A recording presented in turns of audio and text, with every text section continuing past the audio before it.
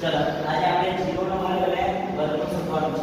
તો 0 નો વર્ગ એટલે 1 0 નો વર્ગ એટલે આગળના લેક્ચરમાં આપણે જોયું 1 0 નો વર્ગ એટલે 0 0 એટલે 0 નો વર્ગ 0 7 નો વર્ગ ઓવર સારી રીતે શોધવાનું છે. તો 1 0 ના ડબલ 0 થાય તો ડબલ 0 ના કેટલા 0 થશે 4 તો અહીંયા 4 0 અને 12 નો વર્ગ કેટલો થાય 154 આ આપણે વર્ગ છે 0. હવે આપણે એનું વર્ગમૂળ શોધવાનું છે.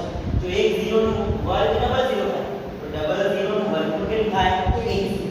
આ ડબલ 0 નું વર્ગમૂળ 1 0 થશે અને 81 નું વર્ગમૂળ કેટલું નીકળે 9. આપણે 90 જવાબ આવશે. હવે એવી જ રીતે આપણે આનો વર્ગમૂળ કાઢવું છે પણ આપણે જોવા જઈએ 343 એનો વર્ગમૂળ નીકળે નહીં.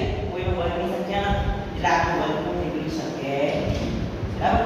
પણ જો 4 0 વાળું હોય તો આપણે એના 2 0 પણ આગળ સંખ્યા આમાં નથી નીકળે. હવે આપણે નેક્સ્ટ જોવાનું છે ડિવિઝિબિલિટી રૂલ્સ એટલે વિભાજ્યતાની ચાવી એટલે ભાગાકારના નિયમો શીખવાના છે બરાબર છે. હવે આપણે 2 ની વિભાજ્યતાની ચાવી શીખવાની છે. 2 ની વિભાજ્યતાની ચાવી શું કહે છે કે જે સંખ્યાનો એકમનો અંક 0 2 4 6 8 હોય તેને 2 વડે વિશેષ ભાગી શકાય છે.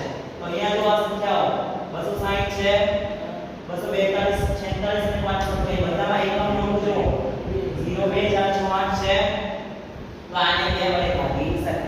તમને જે સંખ્યા આપેલી હોય એના એકમના અંકમાં કેટલા હોય 0 2 4 6 8 હોય તો આપણે એને 2 વડે ભાગી શકીએ છીએ. હવે 3 ની વિભાજ્યતાની ચાવી શું કહે છે આપણને કે જે સંખ્યાના એક અંકોનો સરવાળો જે સંખ્યા તમને આપે એનો આપણે શું કરી જોવાનો સરવાળો.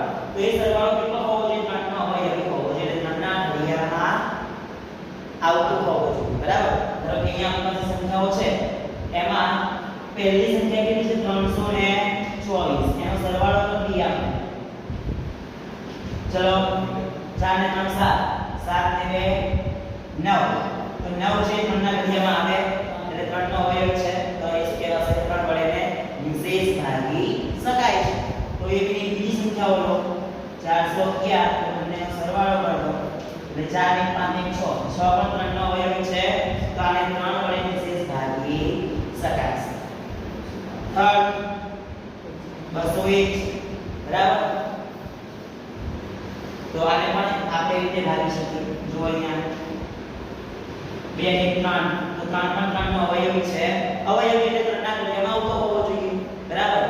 હવે